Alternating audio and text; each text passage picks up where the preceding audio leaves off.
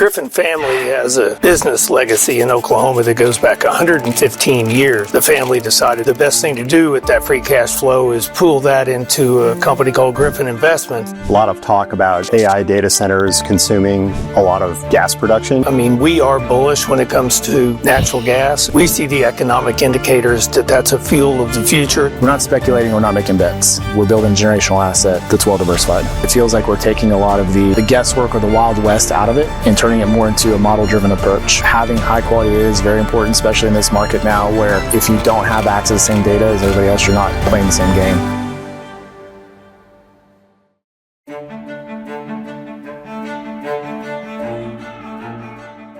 Well, thanks everyone for joining. I'm John Ludwig. I'm the founder and president of Novi Labs. For those of you in the audience who've not heard of our company, we provide data and AI-driven data sets that help companies make better investment decisions. Today, I'm here with Steve Forster and Taylor McIntyre at Griffin Investments. We're going to talk about a little bit of the history of Griffin, a little bit of market trends, how you guys see the market, and then also we'll get into a little bit about how you use Novi to create value and add accretive value to your portfolio. Steve, maybe could you introduce yourself, and then Taylor?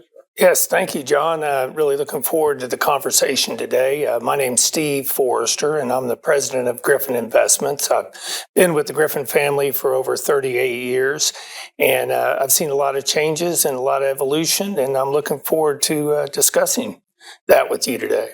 Awesome. And I'm Taylor McIntyre. I'm director of investments here at Griffin Investments. I'm the lead on the oil and gas investing. Let's start from the beginning. 38 years is a long time. How did Griffin Investments get started out of the parent company? What's the history? Well, the Griffin family has a business legacy in Oklahoma that goes back 115 years. They've been in food manufacturing, radio, television, and currently we're the largest media company in the state of Oklahoma with radio, television stations in both Oklahoma City and Tulsa, which includes 2 of the top 10 CBS affiliates in the country, digital outdoor billboards and network in both markets, as well as a lot of digital products. And so from that, over the years, we started generating a lot of free cash flow. And the free cash flow, the family decided the best thing to do with that free cash flow is pool that into a company called Griffin Investments. So in 2013, we founded Griffin Investments and laid out an investment policy statement along with asset allocation, and very intentionally built up portfolio over the last 13 years of assets. Outstanding. I mean, what was the opportunity you saw that made the royalty space look attractive relative to other investments? Well, the Griffin family had acquired minerals over their years in Oklahoma, as well as I had some experience from running my family's mineral portfolio. And part of our investment policy statement focused on generational assets, real assets. We were looking for long-term appreciation and value. And because of both the family and my experience in the space, we felt like minerals would be a good asset class to focus on. We did a little bit of non-op, but now we've gravitated on the Griffin Energy side to primarily minerals. Interesting. What part of the origin story still influences the way you invest today? I mean, when you look at opportunities to buy assets. You know, I would say the Griffin family is very strategic in everything they approach. And so this has been a very strategic approach to acquiring minerals. We use a model-driven approach that allows us to fully analyze every opportunity and determine what the market is and make an acquisition based on those metrics. Yeah, and if you think about your investment philosophy, if you had to just sum it up in one sentence, what would be an appropriate sentence? I would say conservative, long-term capital appreciation. Yield's not that important because we have a lot of yield or free cash flow that comes off of the media company. We just want to build an asset base for the generations. Mm-hmm. So do you typically, when you buy an asset, do you typically think of it, I'm going to hold this for a long time? Or Yeah. traded at some point in the future, or both? Yes. No, John, you're right. It's long-term buy and hold. We're trying to build an asset base that'll be passed along for generations in the future. And you know, as well as I do, most people that own minerals say, I'll never sell my minerals. And that's true with the Griffin family. We're buying minerals to hold on to them in perpetuity. So since 2013, it's just built and built and built. We just keep adding net mineral acres to our portfolio. Thinking about the process to bid on a new asset that you're interested in acquiring, when you guys put your bids in, I mean, obviously there's a cash component. Everyone cares about cash. But what are some other ways that you differentiate yourself as a buyer relative to other competitive buyers? One of the focuses we have is we say what we're going to do. When we make a commitment to buy based on our underwriting, we follow through. We close on the deal. There's a lot of people in this industry that will string out a close until they can shop and potentially flip a mineral package. That's not our MO. We commit and we follow through and close. Taylor, you want to add to that? Yeah, and I'd add to that. So first and foremost, once again, like Steve said, we're very conservative. So we focus on the PDP side, wells in progress side, the permit side. We're not primarily buying white space, hoping value hits. So with that being said, we're doing a lot of professional underwriting of the volumes, using price decks to come up with the present value of that cash stream. And so when we're underwriting, software such as Novi is very helpful or useful in the sense that we have full confidence in the numbers and the projections that we're going after when we're underwriting. So we always say, and Steve can expound on this too, but we always say we have two main risks in the way we buy minerals. We have the underwriting volume risk and the price deck risk, or the commodity price. We can't control the commodity price, but we can do the best we can to control the volume underwriting. Anything we can use, which Novi is in this bucket, that allows us to aggressively underwrite our volumes to as close to actuals as possible is an edge for us. Mm-hmm. So we can come into the bid process and not have to throw extra discounts on our bid just because we're not sure what's going to happen. So the more confidence we can have in the accuracy of our data, the more confidence we are in our bid, which then hopefully allows us to win more bids and end up with more acres, more wellbores through that process. Yeah, we never shy away from providing the capital to buy the best data available. The better we can underwrite the minerals, the less risk we're taking going forward. Yeah, and I assume a lot of that really is based on what the wells produce in the future, like after you own them, right? Compared to the way we underwrote them when we acquired them, exactly. You'd like to be higher, of course, but sure. But where you thought would be great, I would assume. For sure. So I'm curious, as you think about all these opportunities to buy minerals, any particular focus, oil versus gas, certain states more attractive than others from your perspective? We're really basin agnostic. We're okay acquiring minerals as long as they're top basins in the lower 48. But from Borken all the way down to Eagle Ford, Haynesville, Permian, we buy in those basins. When it comes to oil and gas, well, overall, our portfolio, we want it to be diversified. So we do try to diversify by operators, by basin, and by oil and gas. Our target's in the neighborhood of 50-50. Mm-hmm. It's never exact, but that way we have the ability to ride out markets because, oil and gas tend to react differently to economic pressures or upside. Yeah, so just tag along that. Once again, we're conservative and we like the diversity of the basins, the oil and gas mix, the life of the well. So whether it's a long tail mature PDP well, or it's a brand new well, or it's just a permitted process, we like a mix of all that as well. And once again, so we have the diversity across basins, across commodities to limit our risk, ultimately. Yeah.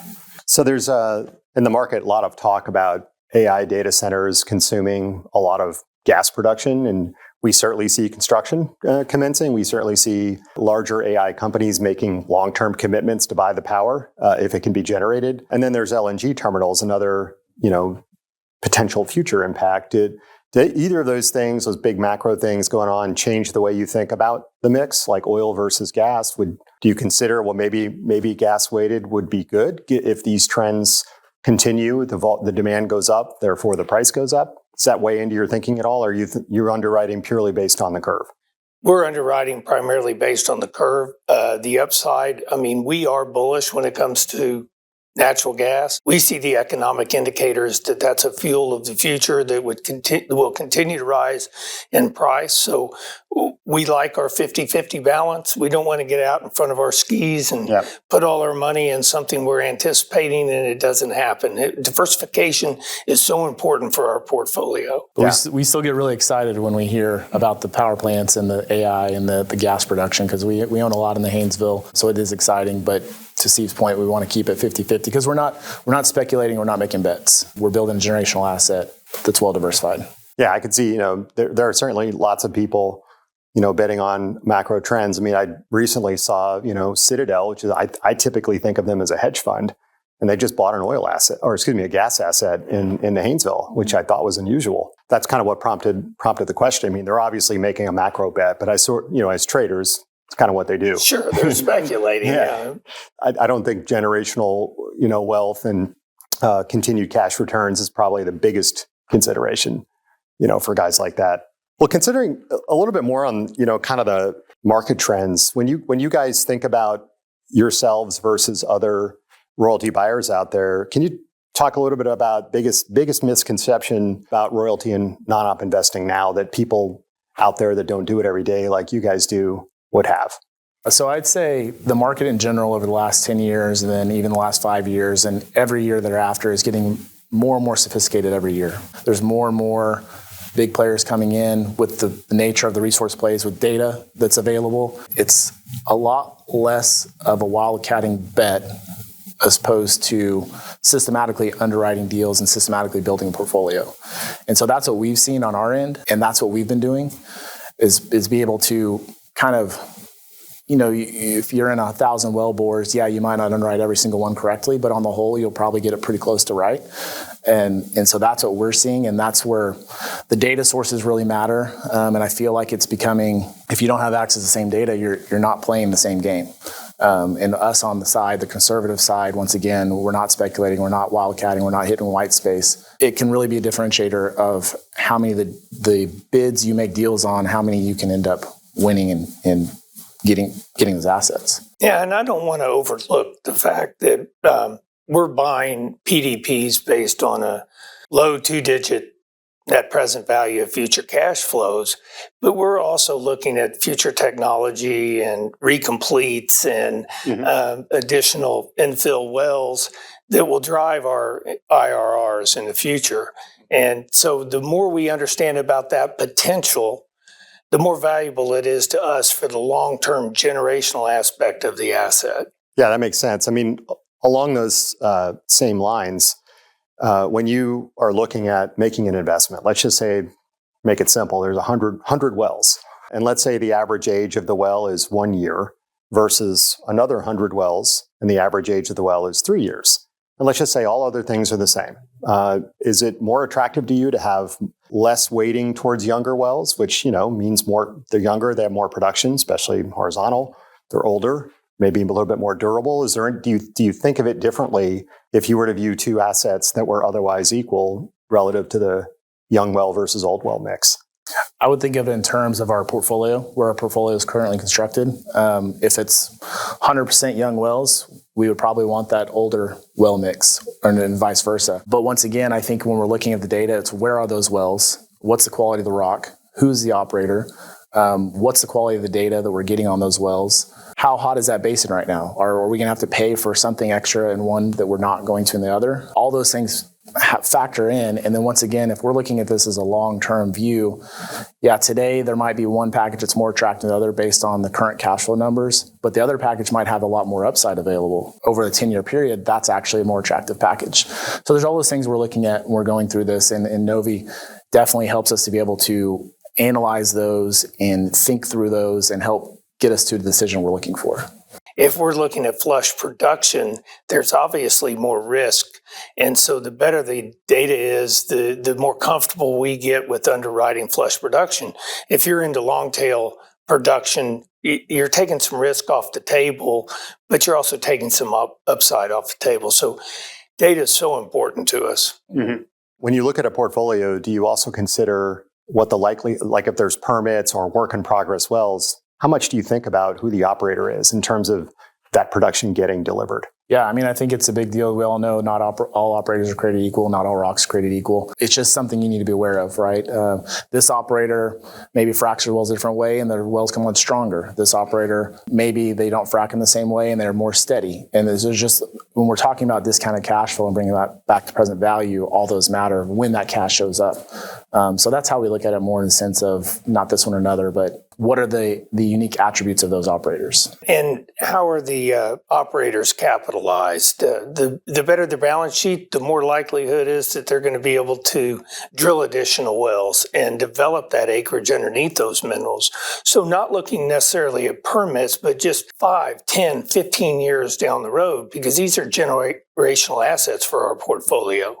So as long as we have strong operators on good rock, just repeating what Taylor said, in the right parts, in the right basins, the best basins, we feel like the asset base that we're building will have cash flow for generations to come. Mm-hmm. I think, I've heard and heard some very smart people say this and read about it, and I think geology even supports it, but current technology only extracts 15 to 20% of the hydrocarbons currently in the ground. Well, we all know future technology will most likely extract another 15 or 20%. And as the mineral owner, we'll be there to extract that. So the data is real important for us to analyze that future potential of the rock and the areas that we're buying minerals. Yeah, and it seems like the basins, like if you take more mature basin like the Eagle Ford or the Williston, you're seeing less activity, of course. Those basins are heavily consolidated. I mean, Crescent has been very active consolidating the Eagle Ford. Devon has been a consolidator in the Eagle Ford. Devon has been a consolidator in the Williston. They're right next door to the studio here. So I guess I'm wondering, as you look at a package and you look at who the operator is or who owns it, do you think about, well, that, if that gets acquired, it could be very different. If Devon acquires Grayson Mill, it could be very different. Crescent acquires Ridgemar, Silverbow. Suddenly it could look really different. Do you think about that or does that factor in at all into your calculation? Or do you think good rock's good rock, somebody's going to drill it eventually and we're in for the long haul anyways? In our underwriting, we would most likely increase the discounted net present value of the future cash flows if it's a smaller operator. But yes, we recognize the fact that smaller operator could be acquired and consolidated with a larger operator in the future if it's under the right rock in the right basin. Crescent recently announced an acquisition of Vital, and in the actual announcement, they said, we're going to cut the rigs from this number to this number. And I think maybe they're trying to figure out what's under their feet, and all that's logical, but that can make a big difference to if you're the mineral owner and suddenly they do a big slowdown. But if you guys are not underwriting super far into the future, that might be okay, right? And eventually it gets drilled. Yeah, and we've experienced that in our portfolio where we'll say a smaller operator owned the asset when we bought out the PDP wells. It got acquired by a larger operator who came in and drilled more additional wells, and then now that's since been acquired by an even larger operator, and they have rigs in the area and frac crews in the area, and we don't know this, but we're thinking maybe they're going to come back and refrac the old wells. So I think it just goes back to the best areas under the best operators. Yeah. And then two, maybe that means this particular wells may not be with that operator today, but the operator has a big position adjacent to it. Yeah. And so that's into the thought process as well. Yeah, and let's not overlook the fact from a macro perspective that Wall Street and the capital markets are putting pressure on these operators to operate within free cash flow. Well, what does that mean? At least from our perspective, that means they're more likely to drill additional wells where they're familiar with what kind of volumes they're going to extract, as opposed to exploring. Now, those companies have to balance because they have to have future prospects, so they need to balance, or through acquisition and consolidation, they may acquire additional drilling sites. We feel very comfortable as a mineral owner buying on a value of the PDP wells that all that upside is not part of our underwriting, so it's upside for us. Mm-hmm. Last question on the consolidation topic, just because there's so much of it going on, it's kind of hard to avoid. But I'm always curious how this affects how an investor, royalty investor thinks. Because you don't control the rigs or the drill bit or the completions, but you're hoping that somebody else will do what they've done in the past, right? So you look at something like the Midland that's kind of there's really like 5 companies left that own like 80% of the inventory, right? And there's certainly private equity-backed companies, small companies. Those big companies buy something big. They may sell a little piece. But something like the Delaware is still much more fragmented. Does that change your appetite in a basin that's maybe a little bit more fragmented and going to be subject to consolidation versus one that's kind of already been consolidated? I think if you look at it on a longer term scale and we know the quality of the rock is there, I don't know if it's important so much what's happening today or tomorrow or next year.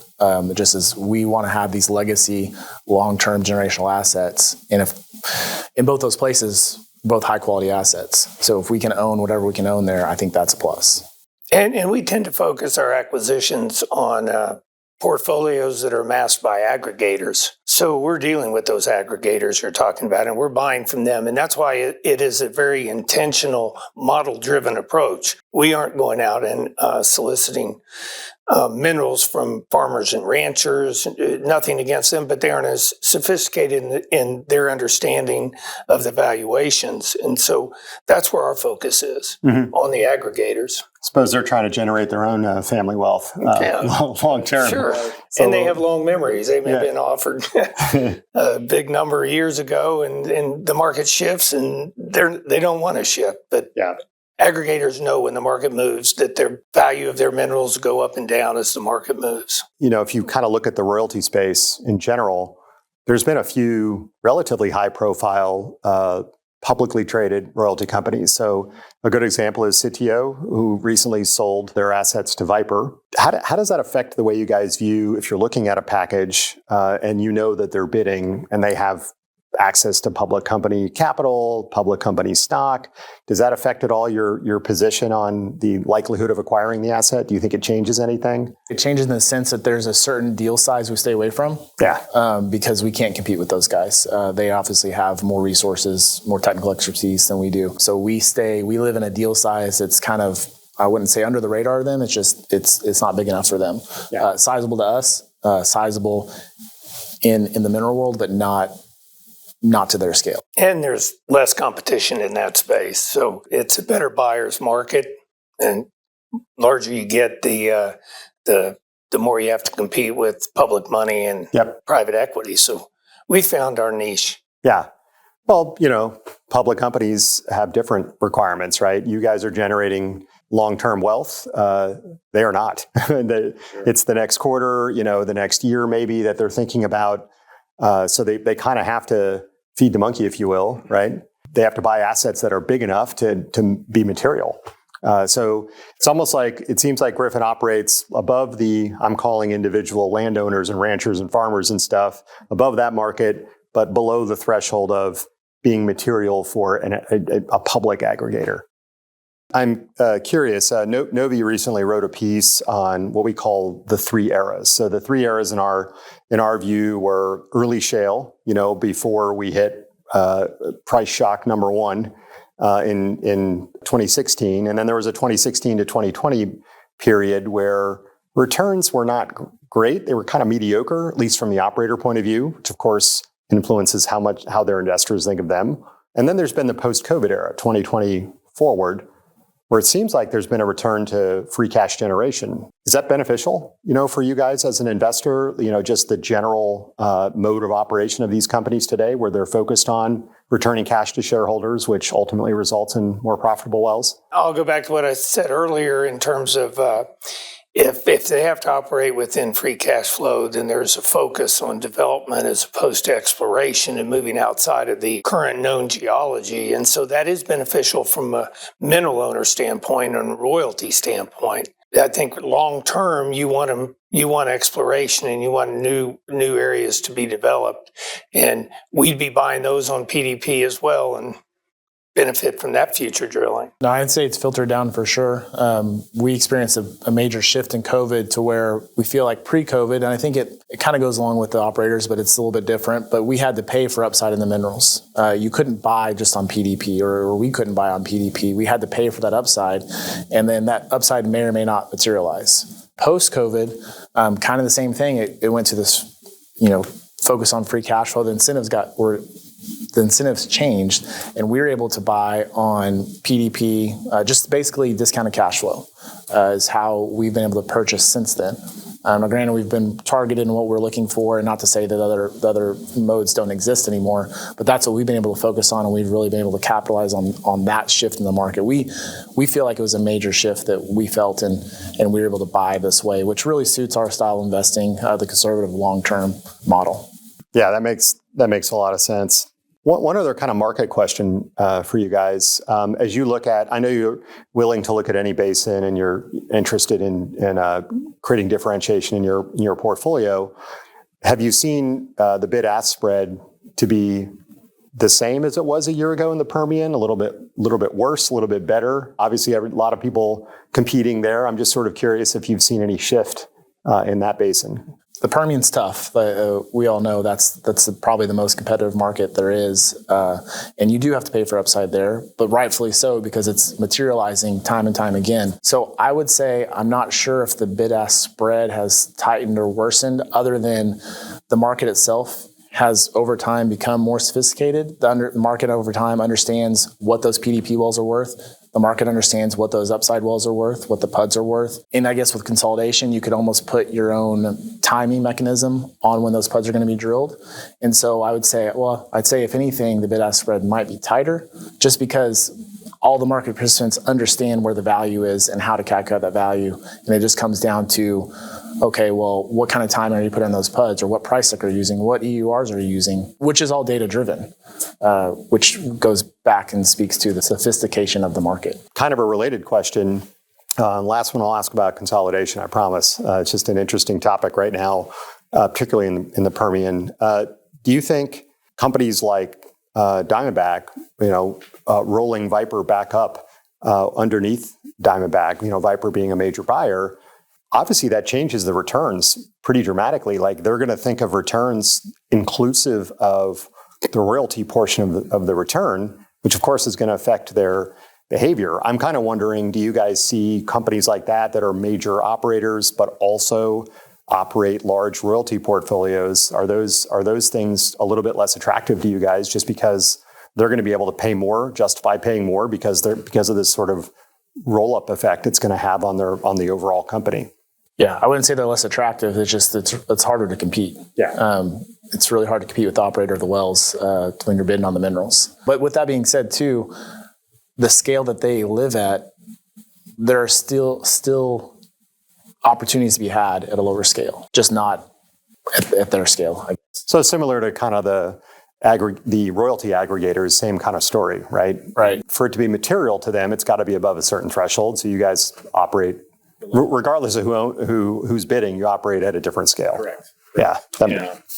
One more kind of macro question. Do you see any kind of future macro trends that are going to change things materially for a royalty buyer in the future? We talked a little bit about, are data centers or LNG coming online? Is there anything else that you guys think about as a macro trend that could potentially change things? And I think one is the improvement of data that's available to analyze and underwrite acquisitions. The sophistication of the industry, I think that's one reason why you see a Viper being integrated into Diamondback, is because it's no longer an afterthought when it comes to the royalty that comes with the minerals. That's such a valuable aspect. Mm-hmm. And from a macro standpoint, it's going to be whoever has the best data can underwrite the best and hit their numbers. So I don't know. There's a lot of things in play here, but it's becoming more of a sophisticated market. Fair to say. Yeah, I mean, we're obviously in the business of predicting future production of wells. That's what Novi does. But we also provide all the historical data in service to that. And we've certainly seen confidence improve in the models that we're building. I mean, we know what statistical confidence is, right? The more data that is available, the more confidence that you can have. So maybe that, combined with changing operator behaviors since the COVID period that we talked about earlier, those two things combined maybe serve to de-risk things a little bit, right. For investors like you guys. Would that be a fair statement? I'd say yes. Yeah, I agree. Yeah. Mentioned earlier, Steve, it started in 2013. How different is it now as you guys think about doing an evaluation versus what you had to work with, back then from a data perspective? I'd say it's light years different. Back in 2013, you're looking at a deal and you're saying, hey, well, I know that this just traded over here for X. And so if I can get it for Y, I think we've got a good deal. That feels like maybe a little bit more sophisticated than that, but that feels like about right. And whereas today, we're running the whole PDP value. Are there new wells? Who's the operator? What are the EURs of the well? What price deck are we using? All these inputs to make, one, a much better decision, and two, a high quality decision. Whereas before, it feels like we're taking a lot of the guesswork or the Wild West out of it and turning it more into a model-driven approach where we can scale that approach and we can look at hundreds of deals over and over again with the same analytics, so we can do our best to compare apples to apples and make the best investment decisions. Would it be a fair statement to say that you would expect, as more and more data accumulates, companies like Novi are going to be able to provide you with even things that even narrow the risk band a little bit more? Absolutely. Mm-hmm. Yeah. Mm-hmm. Yeah. We think about it the same way ourselves, right? Because we have the proof, we have the receipts. Yeah. It's certainly easier to invest now than it was in 2013. When you think about, and maybe Taylor, this is a question, for you, because you probably do this every day. A deal comes across your desk. Let's just use our 100 wells, example. Talk us through kind of like how you would process that. Like, what would you do from the moment it comes in to the moment you say, okay, I want more information, or pass? Sure. So once again, we'll start with, we're buying PDP, wells in progress permits. Mm-hmm. So with that being said, what we're going to want to see from the seller is we're going to have an API list and the decimal list with those APIs. So that way we can dump it into Novi and we can pull all those wells back out. Another thing we'll look for is our revenue statements. So we have actual revenue statements, and as we run our forecasts, we're comparing the actual revenues, historical actual revenues, to what we're projecting to make sure we're online. That's really what we need from the seller. And we put that into our models, and we run the forecast out several different ways. We put our price decks on it. We kind of do a sensitivity analysis on it. And we come back and we decide what kind of, we have our range of our discount rates that we're willing to pay for that mix of assets. And we come back and make our offer. Usually that's a pretty tight offer as far as what our final number is. And what we'll do then is with the seller, usually the sellers we're working with, they've done something similar as well. So it's just a matter of, okay, what variables are we both using, and what can we agree upon, and what do we not agree upon? And that usually gets us to a deal. But with that process, we can go through a lot of deals really quickly by having these data sources and having the confidence in the data. And I think we haven't touched on it quite yet, but one of the big benefits we like with Novi is we all know wells that have less than 6 months of production are really tough to forecast. And how do you have the confidence? Is this going to be a barn burner, or is this going to be a dud? We don't know. But with our Novi data, what we've seen is we have a higher level of confidence with the data it's spitting out, or the forecast it's projecting, than we have with other things we've looked at. And so what that means is when we're dealing with a seller, we can be as aggressive as we can within the range of what is reasonable, opposed to, we're so underbid that we're so far off in the bid-ask spread we can't get a deal done, or we're overshooting it to where we made a bad investment. So those are the things that really help when we're analyzing our data and going through our process of analyzing the deal. Yeah, and the only thing I would add to that is, yes, you're fully analyzing the existing APIs in the sections we're buying, but you're also looking at, or we're also looking at all the wells that are adjacent in a 9-section area or larger, and all those EURs come into play and is part of the formula for underwriting the acquisition.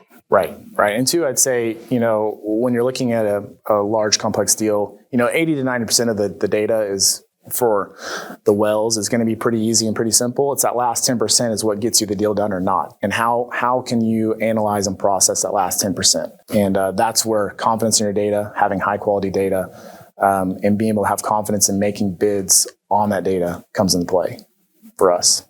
Yeah, that makes sense. So I guess when you chose to work with Novi, obviously you had a data source prior. What were some of the things that led you to want to go in a different direction? Yeah, and so I guess we'll hit on two. It's the confidence in the data.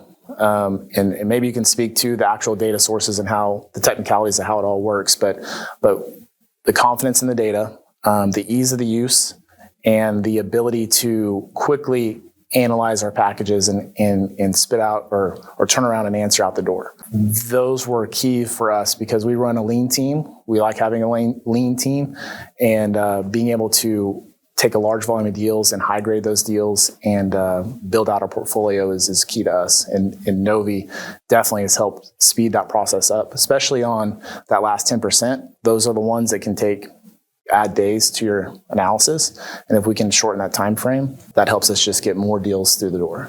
So in short, having confidence in the Novi PDP forecasts is something that allows you to evaluate a materially larger number of deals.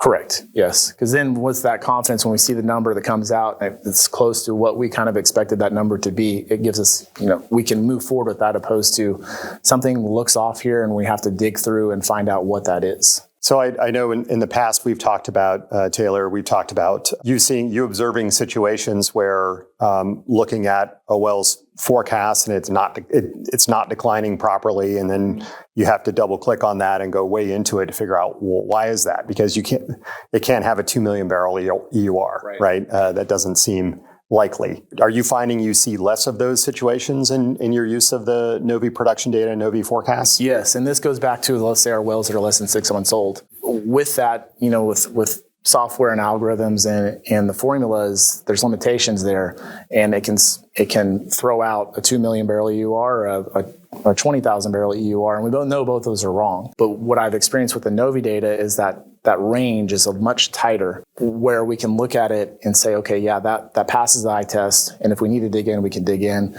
and we can find those variables. But most of the time, it comes back really kind of where we expect it to be, or a number we feel comfortable with, or a number that was like, yeah, we like this.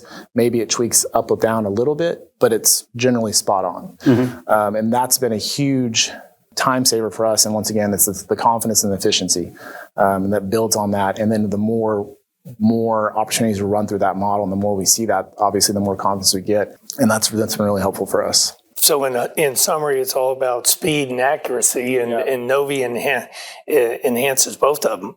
Allows us to evaluate more deals, and we're more accurate when we evaluate more deals. So it's a win-win. We originally developed our AI PDP forecast technology with a large operator in the Midland, and their goal was simple. I would like to see 85 to 90% of my PDP forecast go all the way through to reserves, which means it's got to pass finance, which means it's got to be good enough to support quarterly investor reporting, right? Which is kind of a big deal.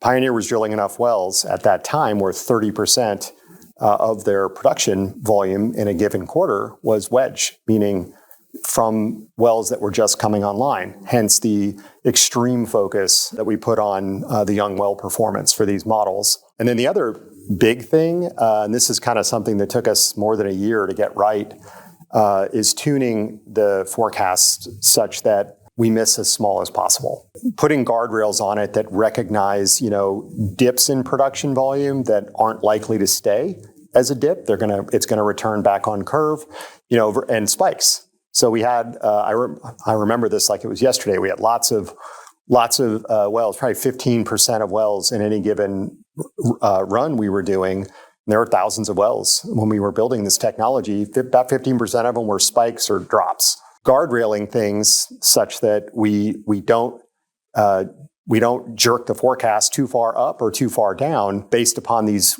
short-term changes in volume. I mean, short-term changes in volume could just be a reporting anomaly. It could be, especially if you're dealing with data that ultimately was sourced from the state. There could have been a bad well test or any number of things that changed dramatically. But that was probably the hardest part, was getting the last mile, the last 15%. And I think it was because of our focus on getting the short-term volume reporting as correct or accurate as it could be, and avoiding big misses in the longer running wells, from spikes and dips that are normal in production. I mean, I remember a period of time that I call Snowvid, which was a week in February in Austin where we had like an ice storm, for like a whole week, and a lot of production got shut in. wells froze up, cause long-term or ripple effects on gas supply, which then cause ripple effects on my heat doesn't work in my house and my lights don't turn on anymore. But I remember the impact that had. Like, there was a bulk downshift in production of wells that was really an anomaly based on weather that happened, and then the wells all returned to curve. So that was actually right at the end of us building this technology, and we're like, we may have an event like this that shuts off West Texas, basically, and obviously it has a huge impact on production. But you wouldn't want, as a royalty investor, to assume that production is going to stay at that low level, right? It's going to, when the wells come back on, they're probably going to return back relatively close to the curve. So making it durable for those types of things and not letting it be led astray. I mean, in the AI world, there's always lots of talk about hallucinations. And in our space, that's a hallucination. You're hallucinating the production is going to be like way higher or way lower. Last question relating to Novi. As you were evaluating us as a partner, we've talked about production data, forecasts, anything else that stood out as a partner, anything else you were looking for from a service provider? Yeah, so I mean, we've talked and hit on the confidence in the data, the ability for the efficiency and scale in the sense of being able to run through those and analyze more opportunities. And another piece too that we haven't really touched on yet is the Novi Intelligence is the I'll call it the PUD module. So this has been great for us in the sense that it's built out all the sticks with the EURs, the different landing zones. And so we can quickly, and once again, this goes back to the scale and the efficiency, we can quickly look to see what kind of PUD locations are left. And then we can apply those in our cash flow model to see if we need to give any value or just even though it's there. So if we're looking at two deals that on the surface look the same, but one deal has twice as many PUD locations remaining, but we can buy them on the same discount rate, maybe this is the one we go for.